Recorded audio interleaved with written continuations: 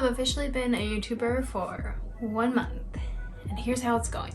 Let me start by saying why I decided to become a YouTuber. I know there's a lot of people who want to be a YouTuber and they make videos to try to figure out kind of what they want to make videos about. I would say my journey is actually the opposite, where I just wanted to create stuff. I just wanted to make art, and I wanted to find a way that was feasible to be an artist and make money at it eventually, and have an audience who was either learning something from my art or getting some kind of other benefit from watching me create art, I guess. So I would say I actually started this YouTube journey about 2 months ago. I spent about a month getting together some old content that I'd already filmed, filming my first video, and taking about 8 hours worth of courses on Skillshare. I'm gonna link you to the classes that I took. They were really good and they helped me a lot, so I do recommend them. One was just on being a beginning YouTuber, and the other was on Final Cut Pro, which is what I'm using to edit my videos. So the main reason I'm making this video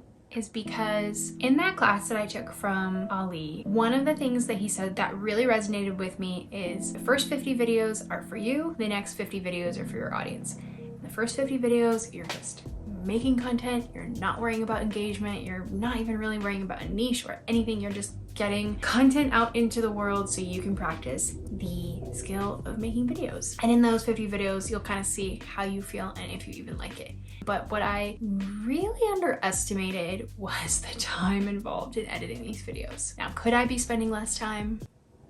I sure could, but it's the little perfectionist in me that's like, make it better.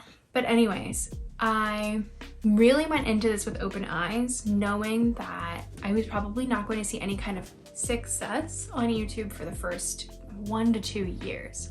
I really do know that. That doesn't make it any less hard. And I want to make this video for 2 reasons. I want to make it for any other beginner YouTubers out there who are seeing this video, which I know you're not going to see it now because no one's watching my videos, but someday. And I want to make it for myself, to be able to look back at this video and see where I came from. Because if I stay the course, I will not always have very little views on my video. Like, I have to believe that, right? Like, eventually I will see success. What's really freaking hard is putting this amount of effort into these videos and being like, okay, I'm gonna post it, and then nothing, you know?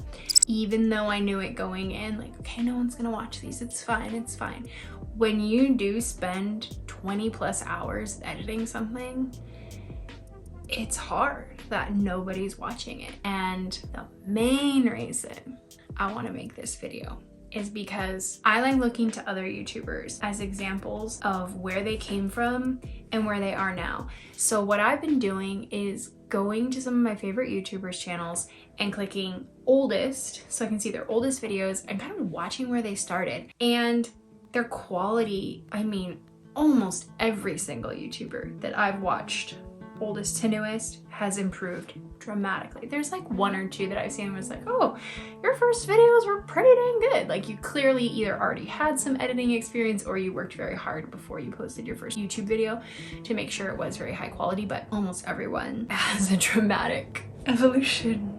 You're now a butterfly on YouTube. So that is really encouraging, because when you see somebody that you admire so much and you're like, oh, that's where they started, like, cool, I can start where I'm at and just grow from here. But what's missing in that is that if you're watching a successful YouTuber, successful, whatever that means to you, if they have, I'm gonna make up numbers, let's say they have 100,000 followers right now, it is very likely that even their beginning not so good videos have a lot of views. And like, you know, in your head, you're like, oh, well, they probably didn't have all those views when they first started. It's just because now they're popular and a percentage of their audience has gone back to watch their beginning videos, but you can't see now what their beginning videos had at the time in real time. So I decided to post this video to become what I wish I could see from other YouTubers when they were starting out. I'm gonna tell you how many videos I've posted, how long I've been on YouTube, how many views I have, and I figure maybe I'll make a video every couple months, and that way, when I make it big, I want to look back on where I started, and I want others to be able to look back and be like, her first video has 17,000 views, but it didn't always. And I'm gonna assume that I'm the norm that I'm the majority, not the minority, that this is very normal for people. Maybe not, but that's my assumption. And so I want to normalize that for other people who are probably feeling just like I am. I'm a person who likes to see success in the things that I do. I like to achieve. I am an achiever, a number 3, baby. And when I'm not achieving, it's hard to keep motivating myself to do that same thing over and over again.